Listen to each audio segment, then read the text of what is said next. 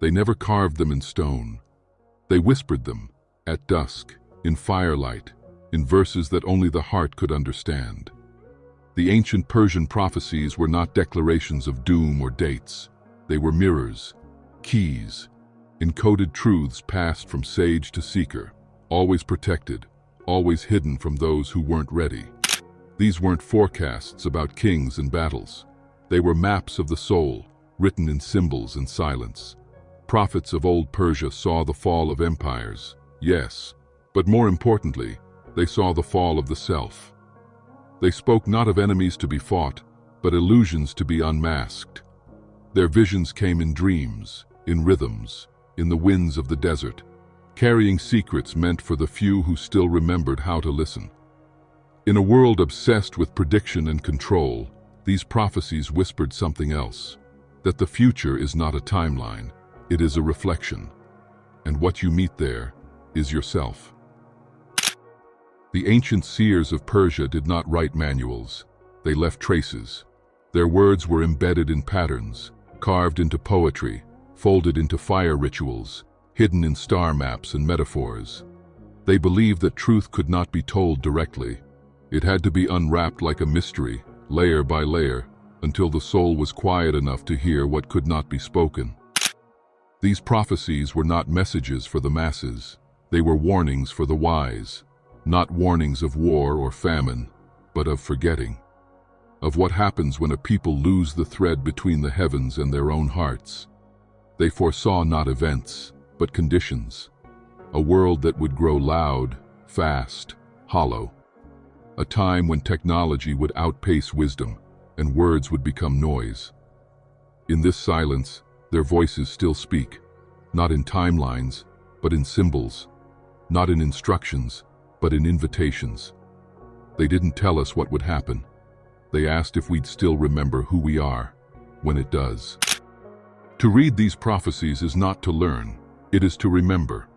They were written for the part of you that doesn't need proof, for the silence in you that recognizes truth, not because it is logical, but because it is familiar. The ancient Persian mystics spoke of a forgetting so complete, even memory would seem like myth. They foresaw a time when the sacred would be mocked, and the self would be multiplied, but never found. In their visions, the danger was not destruction, but distraction, not fire, but forgetting the fire within. They warned of a people who would trade silence for noise, connection for control, and being for becoming. These were not just poetic laments. They were precise. They predicted a condition of humanity where the soul would go offline, lost not in darkness, but in artificial light. And they asked, in that glowing simulation, who will remember the source? If this flame stirred something ancient in you, subscribe and ring the bell. The path doesn't end here. They never warned of enemies. They warned of forgetting, not of an invading force, but of an inner collapse. The ancient prophecies spoke of a time when humanity would no longer be enslaved by chains, but by comfort, not by fear, but by constant stimulation, not by tyranny, but by choice. They saw that when everything becomes available, presence becomes impossible, that when every voice speaks, no one listens, and that in the flood of information, truth drowns silently. The mystics did not write timelines. They wrote triggers, symbols that would activate only when the soul was ready. They called it the second fire, a burning that would not destroy the body, but would awaken the heart. And they asked, when the first fire is forgotten, who will recognize the second? When the flame of knowing goes out, what will guide you home? The fire they spoke of was not destruction, it was remembrance. A heat that melts false identity, a flame that burns away the illusion of separation. The ancient Persian sages did not prophesy the fall of nations. They prophesied the fall of forgetfulness. They saw that humanity would build towers of knowledge, but forget wisdom, that we would speak of love endlessly, but fear intimacy, that we would chase truth, but run from silence. In their words, fire was not punishment, it was purification. And the second fire? It was not found in temples or scrolls. It was hidden in the breath, in the gaze, in the ache to return. They taught that when the mind is loud, the soul goes quiet. But when silence deepens, the real fire begins to speak. Not in words, but in recognition. In the feeling that something ancient inside you is waking up, and once it does, you can't go back to sleep. The second fire does not arrive like thunder. It comes quietly, as an ache, a sudden stillness, a gaze that lingers too long. It's not dramatic, it's undeniable. You can resist it, but you can't unsee it. Once it's lit, everything you called truth begins to flicker, not to vanish, but to be re-examined.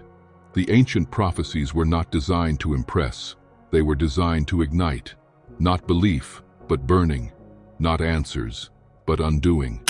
This is why they were hidden, not to protect them from the world, but to protect the world from receiving them too soon. Because the second fire demands something the modern world fears: surrender. Not to a person or doctrine, but to the unraveling of self. And in that unraveling, something miraculous begins. A memory without words, a knowing that doesn't explain, it just is. And in that presence, the old you cannot survive. Because the flame doesn't make you better, it makes you real. You won't find the second fire in books, or temples, or teachings. You'll find it in the moment something inside you stops pretending. When the mask cracks, not with pain, but with peace. When you realize that the search was never out there, and the prophecy was never about the world. It was always about you. The forgotten fire is not a flame in the sky. It's a remembrance in the soul. And that's why these ancient words still echo. Not because they predict, but because they activate. Not because they speak to the future, but because they awaken the past that lives within you. This fire doesn't burn to destroy, it burns to reveal. To reveal what you are beneath the roles, the stories, the names. The old prophets knew, the most dangerous prison is not made of walls, but of identities. And freedom doesn't come from escape, it comes from remembering. When the fire returns, it doesn't show you a new world. It shows you the world you forgot how to see.